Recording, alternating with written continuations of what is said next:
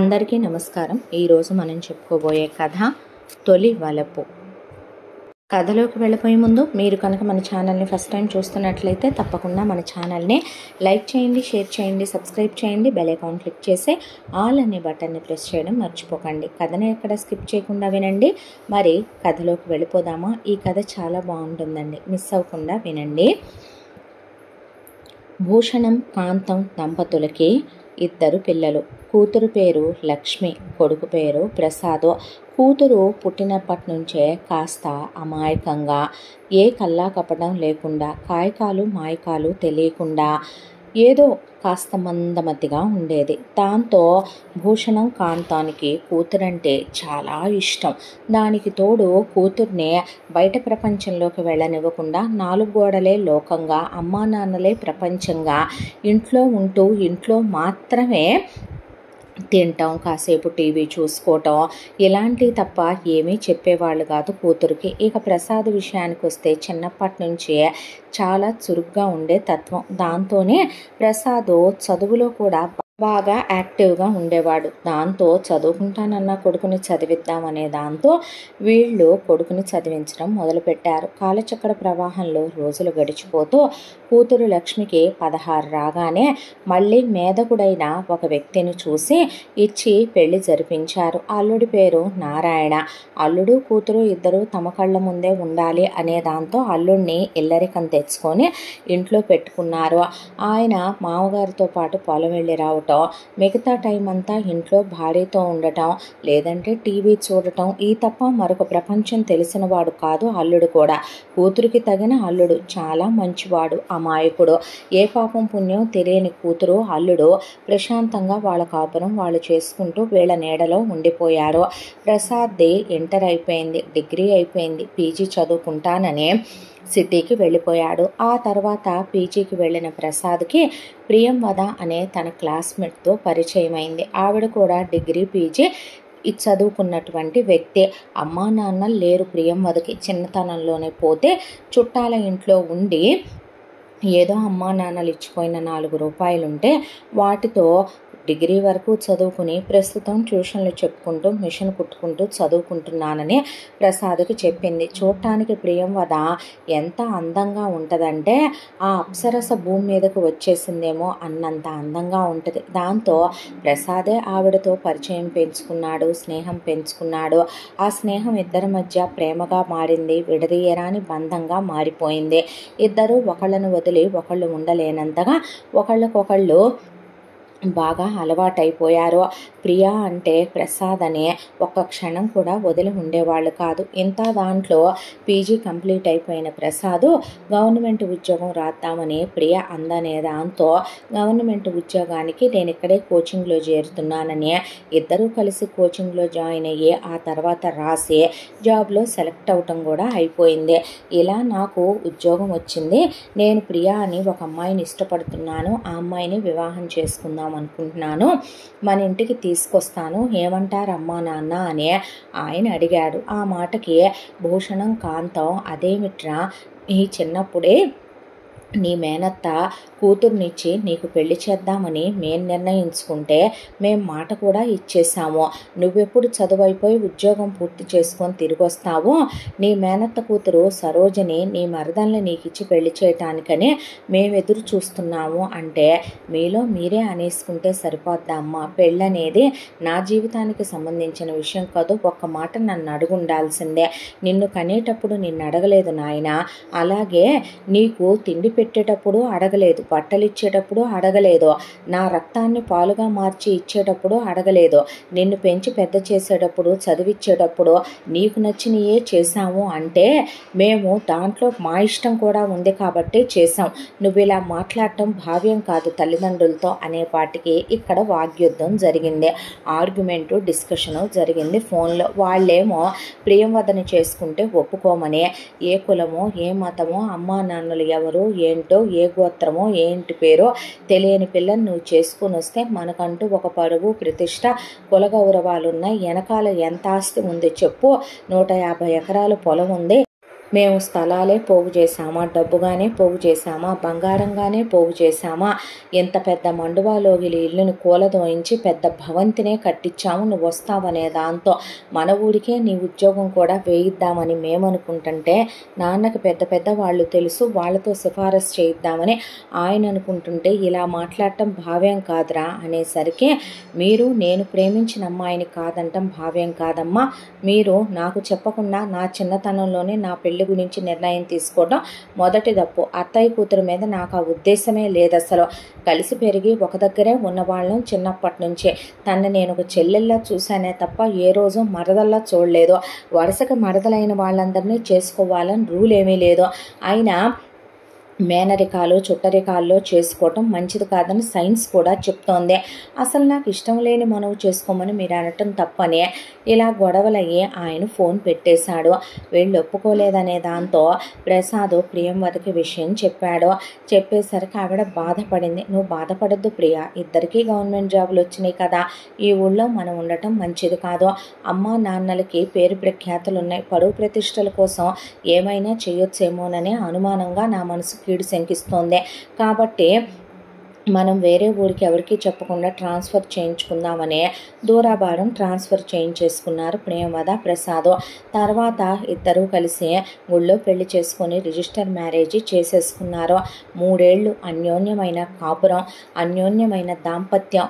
అసలు ఒక రాధాకృష్ణుల్లాగా, ఒక సీతారాముల్లాగా, పార్వతీ పరమేశ్వరుల్లాగా ఇద్దరు కలిసి ఉండేవాళ్ళు. ఈలోపు ఈ 3 సంవత్సరాల్లో కావాలనే 6 సార్లు ట్రాన్స్ఫర్లు పెట్టుకుని మరి ఇంకా దూరం వెళ్ళిపోవటం మొదలుపెట్టాడు ప్రసాద్. తన వాళ్ళ నుండి ఎంత దూరంగా ఉంటే అంత మంచిది అనే దాంతో ఎట్టకేలకి ప్రియంవద గర్భవతి అయ్యింది. 3 ఏళ్ల తర్వాత. గర్భవతి అయిన భార్యని కాలు కింద పెట్టనివ్వకుండా ప్రేమించి పెళ్లి చేసుకున్న పెళ్ళామనే దాంతో చాలా అన్యోన్యంగా ఆవిడతో ఆయన చాలా రొమాంటిక్గా ఉంటాడు. చాలా ప్లేసెస్కి వెళ్ళి చూసొచ్చాడు. ఆవిడంటే పంచ ప్రాణాలు ఆయనకి. దాంతో కాలు కింద పెట్టనివ్వకుండా భార్యను చూసుకుంటూ ఉండగా ప్రియంవదకి 7వ నెల వచ్చిందే. ఒక రోజున ఉన్నట్టుండి వీళ్ళ కోసం ఎలాగైతేనే వెతికి వీళ్ళని పట్టుకున్నారు భూషణం కాంతం. దాంతో వెతుక్కుంటూ వచ్చే మా తప్పు అయిపోయిందని, పెళ్ళై ఇన్నేళ్ళు అయిన తర్వాత ఆ అమ్మాయి కోడలు కాకుండా పోతా, నువ్వు కొడుకు కాకుండా పోతావా, ఉన్న ఒక్కగానొక్క వారసుని మాకు దూరం చేయకమ్మా, మాకంటూ మీరు కాక ఎవరున్నారు, మనవడో మనవరాలు పుట్టబోతున్నారు, ఇంకా ఎందుకురా ఈ అనవసరమైనటువంటి మూర్ఖత్వాలు, ఈ అనవసరమైనటువంటి దూరాలు, అనవసరమైన గొడవలు, మేమే దిగొచ్చాంగా, నువ్వే మాకు కావాలనుకుంటున్నాంగా, నువ్వు చేసిందే కరెక్టు, మేమే నిన్న ఆ రోజు మాట తూలి అనకుండా ఉండాల్సిందే, మన ఇంటికి మనం వెళదాం రండి, అమ్మాయి కడుపుతో ఉంది, సీమంతాలవి కూడా చెయ్యాలి, పురుడది మన ఇంట్లోనే పోసుకుంటుంది, అమ్మా నాన్నలమైనా అత్తమామలమైనా మేమే కదా అని చెప్పి అనేసరికి ప్రసాద్ పర్లేదు నేను చూసుకుంటానంటే, అమ్మ నువ్వైనా చెప్పని ప్రియంవద చేతులు పట్టుకునేసరికి వెళదాం కదండి, నాకంటే అమ్మా నాన్నల్ని దేవుడు దూరం చేశాడు, మీకున్న తల్లిదండ్రులను కూడా నేనొచ్చి దూరం చేశాననే పేరు ఎందుకండి, వారే దిగొచ్చి మరి అత్త మామలు అలా అడుగుతుంటే మీరు ఇలా వెళ్ళనంటాం, నేను మీరు వెళ్ళనంటే మెదలకుండా ఊరుకోవటం భావ్యం కాదు, వెళదాంగా అనేసరికి ఆయన ఏమేం మాట్లాడలేకపోయాడో. భార్యను తీసుకునే అమ్మా నాన్నల ఊరు వెళ్ళారు. చాలా ఘనంగా ప్రియంవదకి సీమంతం వేడుకలు జరిగిపోయినాయి. ఆ తర్వాత ఇక 2-3 నెలలు సెలవు పెట్టుకోండిరా, తర్వాత పిల్లాడు పుట్టిన తర్వాత శుభ్రంగా ఈ ఊరికే నాన్న ట్రాన్స్ఫర్ చేయిస్తాడు, ఇద్దరికి కూడాను ఇక్కడే ఉందరుగానే మీకు పుట్టే పిల్లల్ని పెంచుకుంటూ మేము కాలక్షేపం చేస్తాం అన్నారు భూషణం కాంతం. సరే అని అన్నారు ప్రసాద్ ప్రియంవద.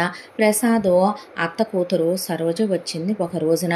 వచ్చి ఏంటే ఎలాగొచ్చావంటే, ఏమీ లేదు, అమ్మ కూడా లేదుగా ఇప్పుడంటే, ఏమైంది మీ అమ్మ అన్నాడు ప్రసాద్. చనిపోయింది కదరా, ఇది నిన్ను తప్ప ఎవరిని చేసుకోనంది, వచ్చిన సంబంధాలన్నీ పోయినాయే, దాంతోనే వాళ్ళమ్మ దిగులేసుకొని హార్ట్అటాక్ వచ్చి చనిపోయింది, వాళ్ళ నాన్న ఇంకో పెళ్లి చేసేసుకున్నాడు, ఇది పాపం వాళ్ళ అన్నయ్య వదనల దగ్గర ఉంటుంది, వాళ్ళ వదనకి దేనికి సరిగ్గా సఖ్యత లేదు అనేసరికి అవునా అని ఆయన వదిలేశాడు. అయితే వచ్చి మా ఇంట్లోనే ఉండవే, మా కోడలు కూడా వచ్చింది కదా, కాస్త చేదోడు వాదోడుగా ఉంటావు అన్న తర్వాత అలాగేనత్తయ్య అని వచ్చే ప్రియంవదతో అదక్క ఇదక్క అంటూ స్నేహంగా మాట్లాడి, అక్క నీకోసం ఈ తెచ్చాను, అక్క నీకోసం అయి చేసి పెట్టాను అని చెప్తూ ఉంటే ఆవిడ సొంత చెల్లెల కన్నా ఎక్కువగా చారదీసింది సరోజనే. ఒక రోజున ఉన్నట్టుండే ప్రియంవద డాబా మీద నుంచి దిగుతూ కాలు జారి కింద పడిపోయింది. కింద పడిపోయిన ఆవిడకి పురుటి నొప్పులు మొదలైపోయినాయి. హాస్పిటల్కి తీసుకెళ్తే పాపనైతే డెలివరీ అయ్యి కాపాడగలిగారు, కానీ ప్రియంవద చనిపోయిందని, తలకి బలంగా గాయమైందని, దాంతో బ్రతికించలేకపోయామని డాక్టర్లు చెప్పారు. ప్రసాద్ పాపను ఒళ్ళో పెట్టుకుని కుప్ప కూలిపోయాడు.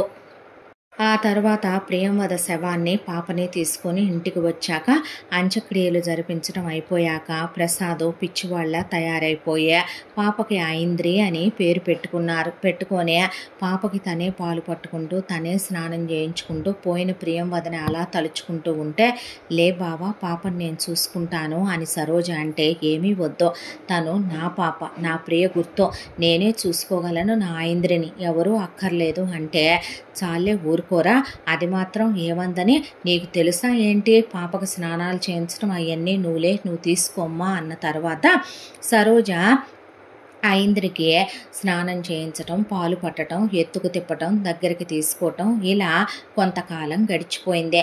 ఇప్పటికీ చనిపోయి కూడా ప్రియంవద 6 నెలల కాలం అయిపోయిందే, నువ్వు మళ్ళీ పెళ్లి చేసుకోవచ్చు కదయా అంటే, సస్సేమిరా, నేను 6 100 126 అయినా సరే పెళ్ళనేది చేసుకునే ప్రశ్నే లేదు అనేశాడు ఆయన. నీకు భార్య అవసరం లేకపోయినా వద్దమ్మా, ఇలాంటి మాటలు చెప్పొద్దు, వినటానికి కూడా చాలా చిరాగ్గా ఉన్నాయి నాకు అనేసరికి, పోనీ ఎవరినో కాదో, నీకోసమే ఇంకోళ్ళెవరిని చేసుకోకుండా దాని తల్లి ప్రాణం పోతున్నా అలా పడుంది కదరా సరోజ, దాన్ని చేసుకోయ్యా, నీకు భార్యగా బిడ్డకి తల్లిగా ఉంటుంది, అదైతే బాగా అర్థం చేసుకుంటుంది కూడారా అనేసరికి, నేను చేసుకోను అన్నాడు ఆయన.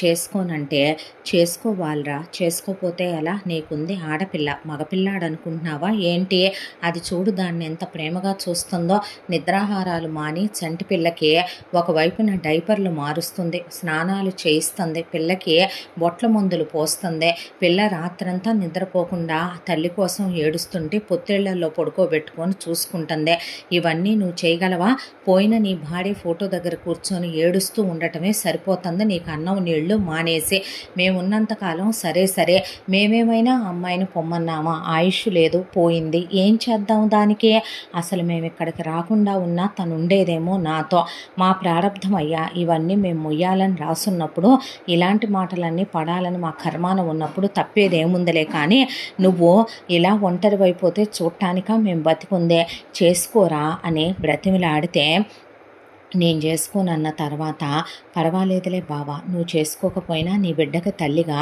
నేను ఈ ఇంట్లోనే పడుంటానులే అనేసింది సరోజ.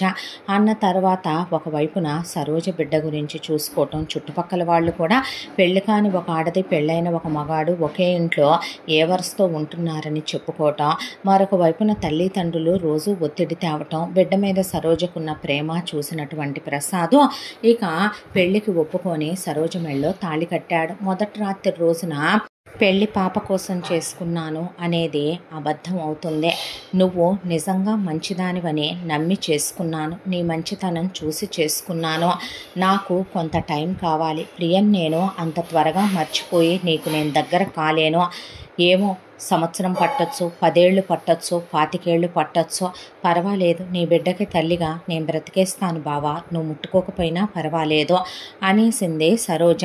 అన్న తర్వాత ప్రసాద్ కూడా ఇక ఏమీ మాట్లాడలేదు.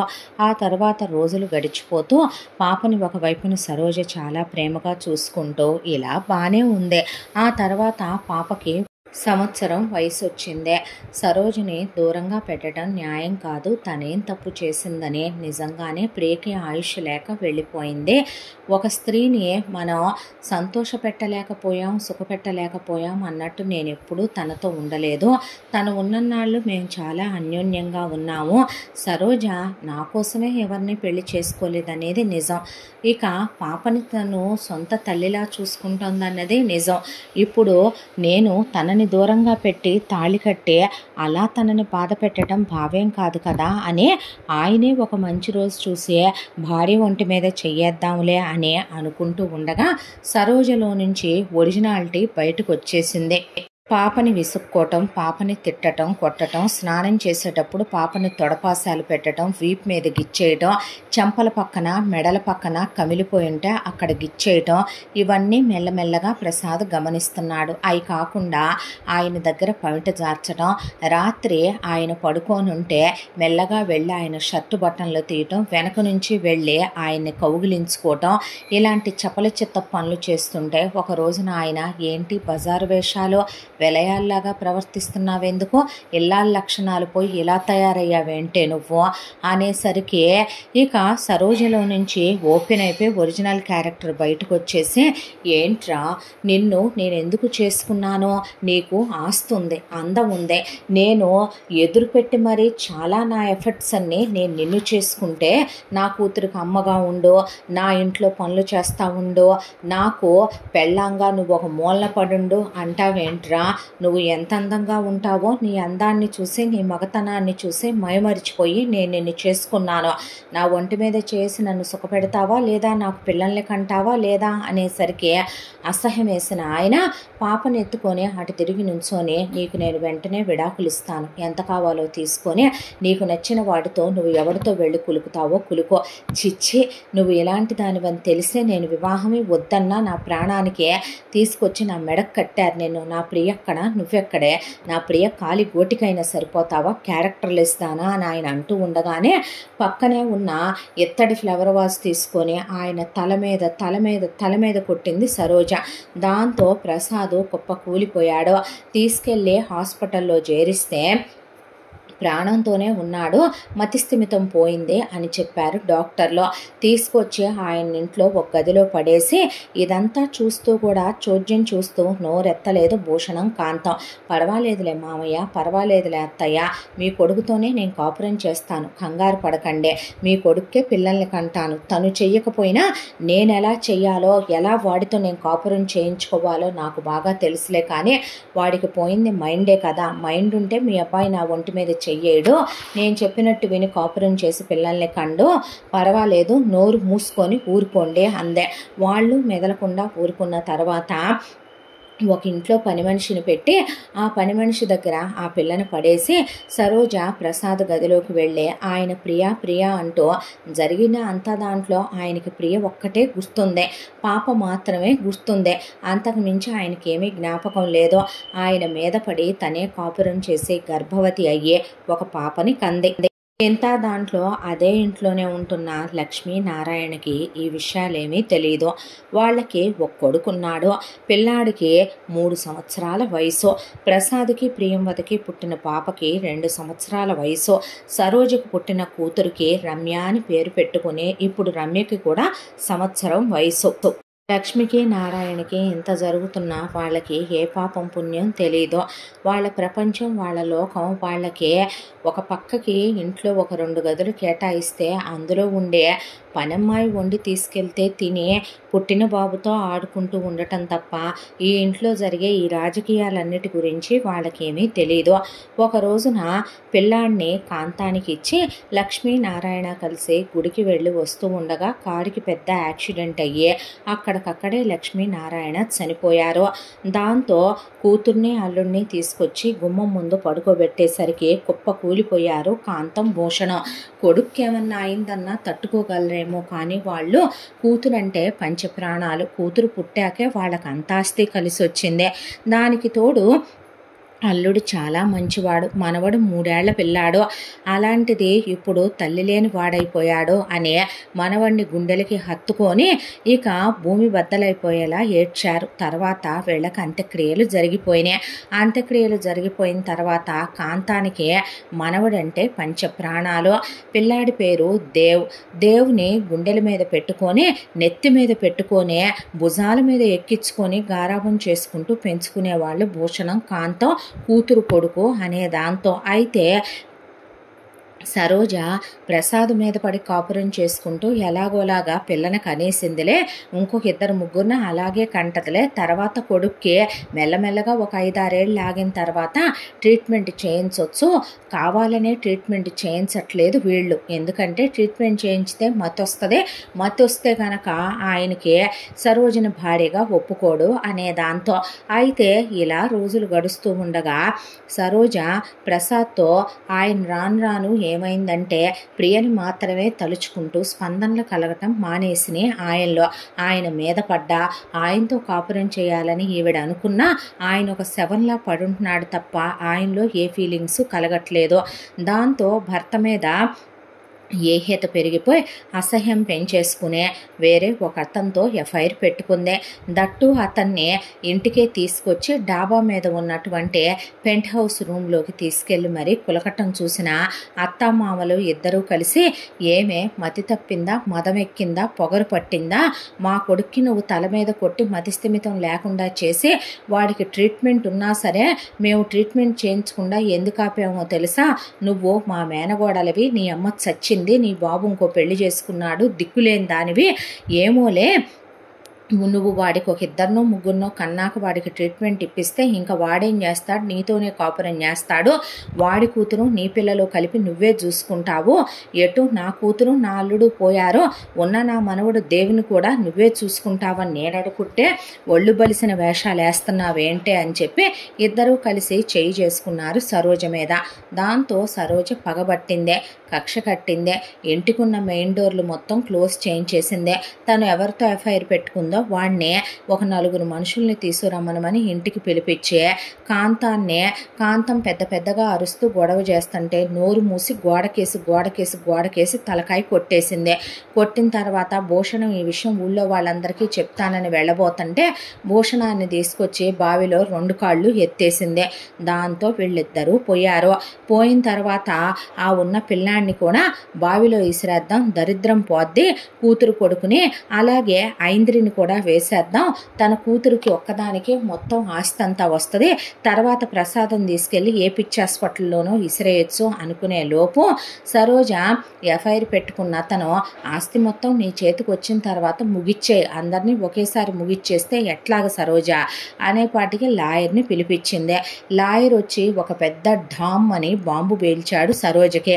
వెరసి విషయం ఏంటయ్యా అంటే భూషణానికి కాంతానికి తమ కూతురు లక్ష్మి అంటే ఉన్న అపూర్వమైన అమోఘమైనటువంటి ఇష్టం వల్ల వాళ్లకున్న యావదాస్తి, బంగారం, వెండి, స్థలాలు, పొలాలు, ఇళ్ళు, వాకిళ్ళు, తోటలు, బ్యాంకులో ఉన్న క్యాష్ మొత్తం కలిపి వాళ్ళు యావదాస్తిని వాళ్ళ మనవడైన దేవు పేరు మీద రాసేశారు.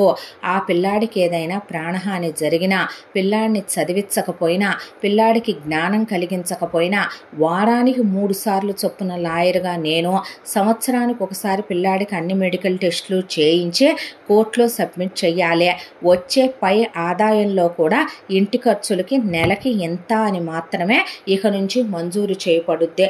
పిల్లాడు ఎప్పుడైతే మేజర్ కాదమ్మా, పిల్లాడికి 21 సంవత్సరాలు దాటిన తరువాత పిల్లాడు కంప్లీట్గా ఏదైనా సరే ఒక ఇంజనీరింగ్ కానీ, ఒక MBA లాంటిది కానీ, ఎంటెక్ కానీ తనకిష్టమైంది చదువుకోవటం పూర్తయిన తరువాత పిల్లాడి ఇష్ట ప్రకారం అడిగిన రోజున ఆస్తిని ఇవ్వబడుద్ది, అది జడ్జి గారి సమక్షంలో అని చెప్పేపాటికి ఓడినాయనో అని నెత్తి మీద గుడ్డేసుకొని కూర్చుండిపోయింది సరోజ. ఏమైంది అనేపాటికి ఏమవటం ఏంట్రా పనికి మాలినోడా, అసలు నీకో విషయం తెలుసా, మా అత్త మామ మంచోళ్ళు అనుకుంటున్నావా, ఈ ఆస్తంతా ఎలా సంపాదించారనుకుంటున్నావు, వడ్డీలకు తిప్పి జనాల్ని జలగల్లా రక్తాలు తాగి పీడిచ్చి ఒకవైపున 10,000 ఇచ్చినోడికి సున్నాలు దిద్ది 1,00,000 రూపాయలు చేసి ఎట్టయితేమి కింద పెట్టి మీద పెట్టి సంపాదించిన ఆస్తిదే. ఆ ఆస్తి మీద కన్నుంది కాబట్టే మా అమ్మ వీడు అందంగా ఉంటాడని నేను మోజుపడ్డానని ప్రసాద్ కాడికిచ్చి చేయమనమని మా మామయ్యని అత్తయ్యని అడిగితే నేనంటే ఉన్న ఇష్టం, మా అమ్మంటే ఉన్న అభిమానంతో వీళ్ళు సరే అన్నారు. తీరా మా ఇద్దరికి పెళ్లి చేద్దాం అనుకునేసరికి ఆ దరిద్రపు ఎదవ ఆ ప్రేమవదని ప్రేమించానన్నాడు. ప్రేమించాననేసరికి వీళ్ళు పిచ్చి కుక్కల్లా రెచ్చిపోయే ఆ రోజు ఫోన్ చేసినప్పుడు నేను మా అమ్మ పక్కనే ఉన్నాం. నీ పెళ్ళాం అంతు చూస్తామని, నువ్వు దాన్ని చేసుకుంటే పరువు హత్యలకు గురవుతారని వదిలేస్తాం అనుకుంటున్నారా అనే వీళ్ళు కులాలెత్తి అయ్యెత్తి ఇయ్యెత్తి దాన్ని వాడిని చాలా మాటలు అనేపాటికి వాడు తెలివితేటలు వాడి దానికి వాడికి గవర్నమెంట్ ఉద్యోగం ఉండేసరికి వాడు ఊళ్ళు మారుతూ 3 ఏళ్ల పాటు వాడు ఆచూకీ కూడా వీళ్ళకి తెలియలేదు. అంతా దాంట్లో నేనే బావను వదిలేసుకుంటామా, మన బావ కాదా అని ఒకవైపున మా అమ్మ నేను కలిసి వీళ్ళ చెవిలో జోరీగలాగా మంత్రోపదేశం చేస్తే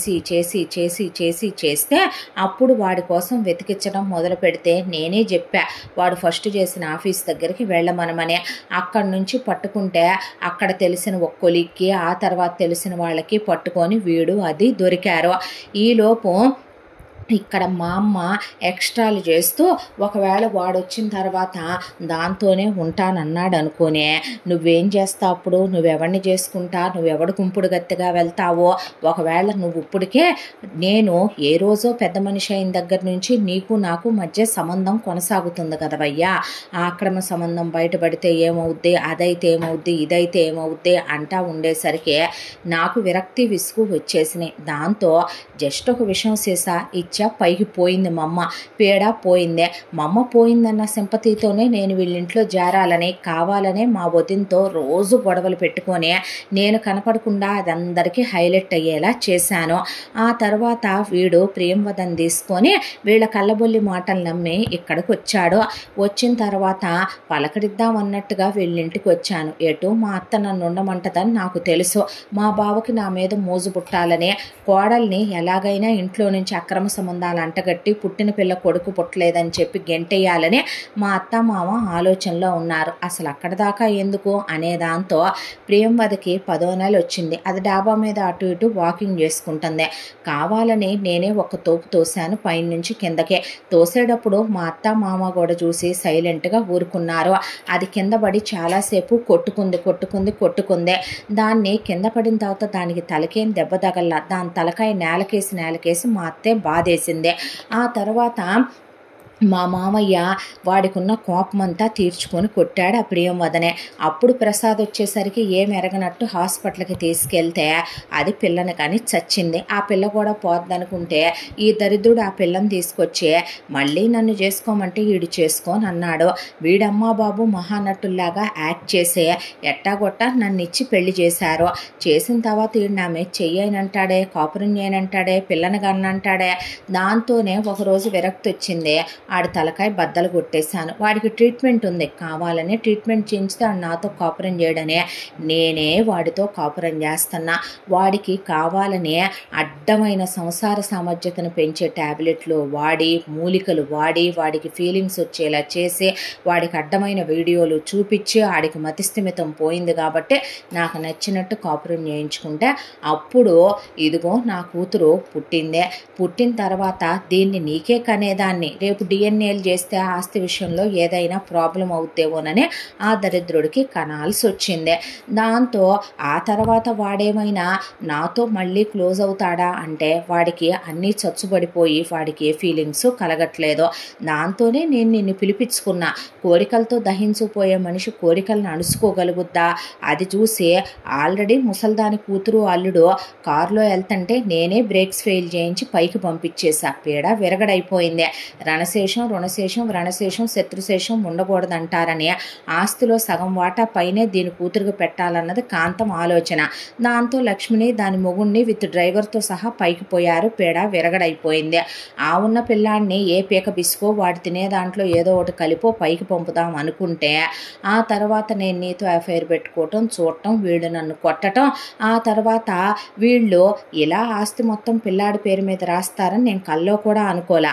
ఇంత దాంట్లో సచ్చిన కూతురంటే ఉన్న ఇష్టమని తెలుసు నాకు, కానీ కొడుకంటే ఇష్టం ఉంటుంది కదా, పైగా నేను ఇలా చేశానంటే ఉన్నాస్తి కొడుకు రాస్తారులే అనుకుంటే చాలా తెలివిగా కూతురుకు కూడా రాయకుండా నేను దాన్నెక్కడ చంపేస్తానోననే కూతురు కొడుక్కి రాసుకొని ఇంత సెక్యూరిటీగా వాడికి అష్టదిగ్బంధనాన్ని ఏర్పాటు చేసి లీగల్గా ఒకవేళ ఏదన్నా జరిగినా ఆస్తి నా చేతికి రాకుండా ఎంత ఉచ్చు పన్నారో చూసావా ముసలోడు.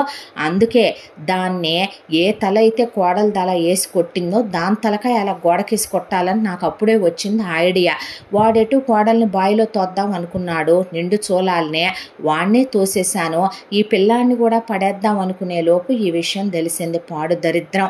ఇప్పుడు ఈ శనిగ్రహాలను పెట్టుకొని ఇంకా ఈ ఊళ్ళోనే ఉంటే ఎలాగా, ఇక్కడ ఉండకూడదు. ఇప్పుడు మనం ప్రపంచానికి హైలైట్ అవుతాం. ముసలోడు పోయింది, ఏదో కీడు కొట్టింది, అందుకే వరుసగా ఒకళ్ళ తర్వాత ఒకళ్ళు పోయారు. పెద్ద కోడలు ఇంట్లో గాలే తిరుగుతుంది కాబట్టి అది దెయ్యంలా పట్టి వీళ్ళిద్దరిని ఎత్తుకెళ్ళిపోయింది. రాచబిడ్డ శవం పోతా ఒకటే పోదు కాబట్టి అందుకే ప్రసాద్కి మతిస్థిమితం పోయిందని పుకారు లేపి ఇక్కడి నుంచి వెళ్ళిపోదాం సిటీకి, ఇక్కడే ఉంటే లేనిపోయిన అనుమానాలు వస్తే ఈ చుట్టుపక్కల జనాలు ఆ పిల్ల ఎదవకి ఆ గుంటదానికి లేనిపోయినవన్నీ చెప్పి నూరిపోస్తారు. వీళ్ళు సిటీకి వెళ్ళిన తర్వాత దాన్ని పర్మనెంట్గా ఇంట్లో పని మనిషిని చేసేస్తాను. అసలు దాని గురించి ఈ ఎదవకి తెలియకుండా పెంచుతాను. వీడిని జాగ్రత్తగా పెంచి నా కూతురునిచ్చి వీడికి పెళ్లి చేస్తే ఆ తర్వాత ఆస్తి మొత్తం నాకు నా కూతురికి హస్తగతం అవుద్ది. దానికి నచ్చిందా ఉంటాడు, వీడు నచ్చలేదనుకో ఏముంది, మహా అయితే మేనమావులాగా మైండ్ పోయి వాడితో పాటు వీడు తోడుగా పడుంటాడు. అలా కూడా కాదు, బరువు భారం అనవసరంగా వీళ్ళకి 2 పూట్ల ముద్ద పెట్టడం, వీళ్ళకి బట్టలు కొనటం కూడా అదొక వేస్ట్ పని అనిపించింది అనుకో, నా కూతురు నేను కలిసే శుభ్రంగా నాకు నువ్వున్నావు, నా కూతురికి ఎవడో ఒకరిని సెట్ చేసి వీళ్ళిద్దరిని పైకి పంపించేద్దాం. ప్రపంచానికి నిన్ను చెప్పుకోలేను కాబట్టే బొట్టు పూలు గాజుల కోసం అడు కావాలనే దాంతో ముత్తైతనం కోసం ప్రసాద్ గాడిని ఉంచాల్సి వస్తుంది. కాలం ఎలా తిరుగుద్దో చూద్దాం, ముందైతే సిటీకి వెళదాం, సిటీలో ఒక ఇల్లు చూసిరా అని చెప్పి ఇక్కడి నుంచి పుకారు లేపి చుట్టుపక్కల జనాన్నందరినీ భయభ్రాంతులకు గురి చేసి ఆ ఇల్లు మూత పెట్టేసి ఆ ఇంట్లో నుంచే ప్రసాద్ని అలాగే పాప ఐంద్రిని బాబు దేవుని తన కూతురు రమ్యని తీసుకొని సరోజ ఎఫ్ఐఆర్ పెట్టుకున్న తన విటుడితో సహా కలిసి ఇక్కడి నుంచి మకాం ఎత్తేసి సిటీలో మకాం పెట్టింది. సిటీకి వెళ్ళిన దగ్గర నుంచి లాయర్ గారు పదే రావటం, ఆ తర్వాత పిల్లాడిని పెద్ద గ్రేడ్ స్కూల్లో కిండర్ గార్డెన్లో జాయిన్ చేయటం, కాస్త పిల్లాడికి తెలియటం మొదలైందే. దాంతో రేపొద్దున ఎటు తిరిగి ఎటొచ్చుద్దో అనే దాంతో సవతి ప్రియంవద కూతురైన ఐంద్రిని చిన్నప్పటి నుంచే బయట ప్రపంచం బయట లోకం అంటే తెలియకుండా ఆ ఇంట్లో 4 గోడల మధ్య ఉండే విధంగా తనకి తన కూతురికి పని మనిషిని చేసేసి ఆ పిల్లని చావచేత కొట్టేసి ఇంట్లో ఈ పని చేయించి ఈ పని చేయించట్లేదు అన్నట్టుగా పనులన్నీ చేయించటం మొదలుపెట్టి అసలు ప్రసాద్కి అంతకుముందు ఒక పెళ్ళయింది, ఆ పెళ్ళానికి ఒక కూతురు ఉన్నది అనేదే లోకానికి తెలియనివ్వకుండా పిల్లాడు పెరిగి పెద్దాడయ్యే కొద్దీ మామయ్యకి యాక్సిడెంట్ అయింది, మతిస్థిమితం పోయింది, నేను ఆయన కలిసి మీ అమ్మ నాన్న మీ అమ్మమ్మ తాతయ్య చనిపోయారు, నీకు అసలు నానమ్మ తాతయ్య లేరు, దాంతోనే నేనే తీసుకొచ్చి నిన్ను పెంచుతున్నాను, ఈ అంకుల్ చాలా ఇంపార్టెంట్ అంకుల్ అని తన విటుణ్ణి పరిచయం చేసి అప్పుడప్పుడు వచ్చి వెళుతూ ఉంటాడు. అన్న తర్వాత నువ్వు రమ్యతో ఆడుకో, రమ్య నీకు మరదలవుద్దే, పెద్ద అయిన తర్వాత మీ ఇద్దరు పెళ్లి చేసుకుందరు కానీ అని చెప్తే పిల్లాడికి ఒక 7-8 వయసు ఉన్నప్పుడు అతిగా బిహేవ్ చేయటంతో పిల్లాడిని యాడ్ డ్యూట్ అని అరవటంతో సరోజ విటుడు ఆ విషయం లాయర్ గారికి చెప్పాడు. ఇంకొకసారి పిల్లాడి మీద ఎవరైనా నోరెత్తినట్టుంటే తీసుకెళ్ళిపోయి పిల్లాడిని కోర్టు వారి సంరక్షణలో పెంచాల్సి వస్తనే పాటికి ఇహ నుంచి నువ్వు ఇంటికి రాబాకు, నేనే నీ కోసం వస్తాను, నీ మెయింటెనెన్స్ అంతా నేనే చూసుకుంటానులే, ఒక దగ్గర ఉండు అని తన విటుణ్ణే బయటుంచి వీడు పెద్ద అయితే మన అక్రమ సంబంధం బయటపడితే వీడికి అనుమానం వస్తే అసలుకే మోసం వచ్చి వీడు రేపొద్దున నా కూతుర్ని చేసుకొని అంటాడేమో అని చెప్పి తనే రోజు వెళ్ళి అతనితో గడిపి వస్తూ ఉండేది సరోజ. ఇంత దాంట్లో దేవ్తో రమ్యని క్లోజ్గా ఉండమని చెప్పిందే కానీ దేవ్కి రమ్యకి అస్సలు పడదు. దేవ్ రమ్యని ఫటా ఫటా కొడుతూ ఉండేవాడు సరోజ కళ్ళ ముందే. నరాలు తెగిపోతున్నా ఆ పిల్లాన్ని చంపేయాలన్నంత కోపం వచ్చినా ఊరుకోవే బావ కదవే అనేదే. నేనేమీ కారణం లేకుండా కొట్టలేదత్తా నీ కూతుర్నే, తింటుంటే తినే దాంట్లో నీ కూతురు ఉమ్మి వెళుతుంది, అంత పొగరేంటి దేనికి అని అడిగేవాడు దేవ్. అమ్మ వీడికి అమ్మ అమాయకత్వం, అబ్బ తెలివిలేనితనం రాలేదు వీడికి. ఎంతైనా వీడి మేనమామ కదా, వీడి లక్షణాలన్నీ వచ్చినాయి. ఎంత హై పవర్లో లేస్తుందరా నీ వాయిస్, ఆ పిల్ల పిచ్చుకో గొంతుని ఒత్తేస్తే అనుకునేది సరోజ. వెంటనే సరోజ ఆత్మ ఒత్తేస్తే అప్పుడు డబ్బులు నీకు రావు కదవే, అడుక్కు తినాల్సి వస్తుంది. నిజమేగా, అందుకే ఊరుకోవాల్సి వస్తుంది వీడిని అని. ఎక్కడికి వెళ్తాడులే వీడు, నా కనుసన్నలు దాటి వెళ్ళడానికే వీడు అనుకునేది. అంతా దాంట్లో పిల్లాడికి చాలా ఇష్టం మేనమావ ప్రసాద్ అంటే. ఆయన దగ్గరికి వెళ్ళే చిన్నప్పటి నుంచి వాడు ఆయన్ని ఒళ్ళో పడుకోబెట్టుకోవటం, ఆయన ఉప్పెక్కి ఆడుకోవటం, ఆయనకి తినిపించటం. అంతా దాంట్లో ఐంద్రి ఒక పని పిల్లని, ఐంద్రి వాళ్ళ అమ్మ నాన్న పోయారని నేనే ఐంద్రి దిక్కులేందని పెంచుతున్నానని సరోజ చెప్పేది దేవ్కి. అయినప్పటికీ దేవ్కి ఎందుకో చిన్నప్పటి నుంచి ముద్దులు ఒలుకుతూ చాలా అందంగా బొద్దుగా భలే బాగుండేది ఐంద్రే. ఒకవైపున ప్రసాద్కి తినిపిస్తూనే ఐంద్రిని రమ్మనమని చెయ్యూపితే ఆ అమ్మాయికి అస్సలు తెలివితేటలే లేకుండా, లోకజ్ఞానమే లేకుండా, చదువు సంజలే తెలియకుండా పెంచుతుంది కాబట్టి ఏంటి అనేది వచ్చే. అంటే దా ఇది తీసుకో అని ఇచ్చేవాడు దేవ్. సరే అని తీసుకొని కూర్చునేదే. కూర్చుంటే ఆ అమ్మాయి అంటే ఏదో ఒక చిన్న ప్రత్యేకమైన అభిమానం దేవులో. మాయా నువ్వెప్పుడు మామూలవుతావు, మాయా నువ్వెప్పుడు నాతో కలిసి ఆడుకుంటావు, మాయా నువ్వెప్పుడు నాతో మాట్లాడతావు అనే ఆయన మీదే కాలు చేసుకొని ఒకవైపున ఐంద్రి, ఒకవైపున ఇటు దేవ్ పడుకునేవాళ్ళు రాత్రిపూట. ఎటు వీళ్ళు ఏ స్పందనలో కలవుగా సావని ఎక్కడ చస్తే ఏముందని వదిలేసి ఊరుకునేది సరోజ ప్రసాదనే. ఇంత దాంట్లో కాలచక్ర ప్రవాహంలో రోజులు గడుస్తూ ముందు ఐంద్రి 11 ఏళ్లకే పుష్పవతి అయ్యిందే. ఆ తర్వాత 11 ఏళ్లకే రమ్య పుష్పవతి అయ్యిందే. దేవ్కి 14 నుండి 15 ఏళ్ల వయసు వచ్చింది. నూనూగు మీసాలు.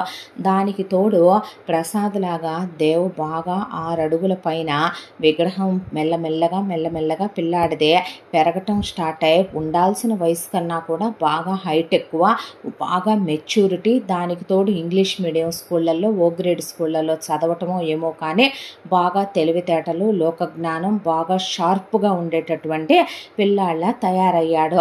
దాంతో రేపు వీడి వయసుకు వస్తే ఇంకా ఎంత బలుస్తాడో, ఎంత పెరుగుతాడో, ఇప్పుడే భయం వేస్తుంది వీడిని చూస్తే అనుకునేది సరోజ. ఒక రోజున ఐంద్రి మెచ్యూర్ అయింది కాబట్టి, పాప మెచ్యూర్ అయ్యి కూడా ఒక 2-3 ఏళ్ళు అయింది కాబట్టి కొంచెం వయసులో మార్పులు చేర్పులు ఉంటాయి. శరీరంలో కూడా అవయవాల్లో కూడా మార్పులు చేర్పులు వస్తూ హార్మోనల్ చేంజెస్ ఉంటాయి కాబట్టి ఆడపిల్లలకైనా మగపిల్లలకైనా స్టూల్ ఎక్కి బూజు దొలుపుతున్న అమ్మాయి దేవ్ వస్తుంటే కాలు జారే పడిపోయింది దేవ్ మీద. దేవ్ సన్నగా ఉండటం, చిన్నపిల్లాడు అవటం వల్ల ఐంద్రిని ఆపలేకపోయాడు. కాస్త బొద్దుగా ఉండే పిల్ల కాబట్టి దాంతో ఫ్లిప్ అవుతూ ఒకళ్ళ మీద ఒకళ్ళు పడి దొర్లుకుంటూ వచ్చేటప్పుడు ఆ అమ్మాయి శరీరం తన శరీరానికి టచ్ అవటం, ఆ అమ్మాయి పెదవులు తన పెదవులకి టచ్ అవటం, ఆ అమ్మాయిని తను కౌగిలించుకొని అలా గిరాగిరా దొర్లుకుంటూ కింద పడేసరికి అప్పుడే వచ్చి రాని వయసులో ఉండని టీనేజ్లో ఫీలింగ్స్ స్టార్ట్ అయిపోయినాయి దేవ్కి. ఆ తర్వాత నుంచి ఐంద్రి చాలా ప్రత్యేకంగా కనపడటం మొదలైందే. దేవ్ ఒకవైపున ఆ అమ్మాయి మీద కాన్సన్ట్రేషన్ చేయటం మొదలుపెట్టాడు. ఏ కళ అయితే గనక కందో సరోజ కూతురు వయసుకు వచ్చిన సరోజ కూతుర్నే బాడీ పాలిషింగులు చేయించి ఒకవైపున బ్యూటీ పార్లర్ వాళ్ళతో తోమించిన అస్సలు దేవు కన్ను తిప్పి కూడా చూసేవాడు కాదు. పట్టా పడేయి దేవు చేతిలో రమ్యకే. ఊరుకోవే అంటం తప్ప వేరే ఆప్షన్ ఉండేది కాదు సరోజకి. ఇంత దాంట్లో దేవ్ ఐంద్రితో మాట్లాడటం, దేవ్ ఐంద్రికి అవి ఇవి అని కొనుక్కొచ్చివ్వటం, ఏమిచ్చినా ఇదిగో నీకోసమే తీసుకో అంటే సరే అని వెళ్ళేది. దీనికి సరే తప్ప ఏమీ తెలీదా అనుకునేవాడు. ఆ తర్వాత 10th అయిపోయి ఇంటర్కి వచ్చే అప్పటికే కుర్రాడు బాగున్నాడు అనే దాంతో 10thలో ఇంటర్లో చాలామంది అమ్మాయిలు ప్రపోజ్ చేసినా ఎవ్వరూ ఐంద్రిలా అనిపించలేదు. ఐంద్రి పడుకున్నప్పుడు ఐంద్రి వైపే చూస్తూ ఇది ప్రతిరోజు అలా పొద్దున్నే మంచు బిందువులు పడేటప్పుడు మంచు బిందువులు ముద్దు పెట్టుకుంటూ ఉన్నప్పుడు వికసించిన గులాబీలా ఫ్రెష్గా ఉంటుంది. కాలేజీలో ఉన్నయ్యా నేను కాకపోతే వాడు, వాడు కాకపోతే వీడని చాట్లో ఒకటితో, ఫేస్బుక్లో ఒకటితో, ఇన్స్టాగ్రామ్లో ఒకటితో, వాట్సాప్లో ఒకటితో, ఇక పెళ్ళయ్యేలోపు ఎంతమందితో ఏమేమయ్యి ఒకటికి పెళ్ళామవుతే దీనికి వాటికి ఎంత తేడా ఉందే. ఇది కల్లా కపటం లేనిది, లోకజ్ఞానం లేనిదే, అమ్మా నాన్న లేనిది, అనాథ అమాయకురాలు, దీనికి ప్రపంచమే తెలియదు. కానీ దేవుడు దీనికి ఇంత అందం పోశాడో, ఇంత మంచితనం పోశాడో, దీనికి ఆ సరే అన్న మాట తప్ప ఏమీ రాదో ఏంటో అనుకునే ఆ అమ్మాయి పడుకునేటప్పుడు రోజు ముద్దు పెట్టుకొని పడుకునేవాడు. ఆ విషయాలన్నీ ప్రసాద్ చూసినా ఆయనకి ముద్దు పెడతాడు కాబట్టి, చిన్నప్పటి నుంచి ఉన్న అలవాటే కాబట్టి, ఆయనకి మతిస్థిమితం లేదు కాబట్టి ఆయనేం అనేవాడు కాదు. అంతా దాంట్లో ఐంద్రి ఎందుకు ప్రసాద్ దగ్గర పడుకుంటుందో, సరోజ ఊరుకుంటుందో తెలీదు. ఆ విషయం దేవ్కి ఏమోలే, ఆయనంటే ఒక అభిమానం ఏమో, తల్లి తండ్రి లేని పిల్ల కాబట్టి మామయ్య మంచోడు కాబట్టి అనుకునేవాడు. ఆయనే ఆ అమ్మాయి తండ్రి అనే విషయం దేవ్కి అస్సలు తెలియదు. ఎంత దాంట్లో కూడా సరోజ దాని బాబు దగ్గర అది పడుకుంటుంది, మనకెందుకు లైట్, నా కూతురు నేను ఉన్నాం కదా అనుకొని సరిపెట్టుకొని వెళ్ళిపోయేదే. ఇంత దాంట్లో దేవ్ ప్రాణానికి ప్రాణంగా ఐంద్రిని ప్రేమించడం మొదలుపెట్టాడు. ఐంద్రిలో ఉండే ప్రతిదీ చాలా ప్రత్యేకంగా అనిపించేదే. ఇంతటితో కథ మొదటి భాగం పూర్తి. ముగింపు భాగంతో మళ్ళీ కలుసుకుందాం. తప్పకుండా మన ఛానల్ని లైక్ చేయండి, షేర్ చేయండి, సబ్స్క్రైబ్ చేయండి, బెల్ ఐకాన్ క్లిక్ చేసి ఆల్ అనే బటన్ని ప్రెస్ చేయడం మర్చిపోకండి. ఎంత మంచి కథను మనకు అందించిన కథా రచయిత్రి జి. యామిని శ్రీనివాస్ గారు. ముగింపు భాగంతో మళ్ళీ మీ ముందుకు వస్తాను. Thank you so much.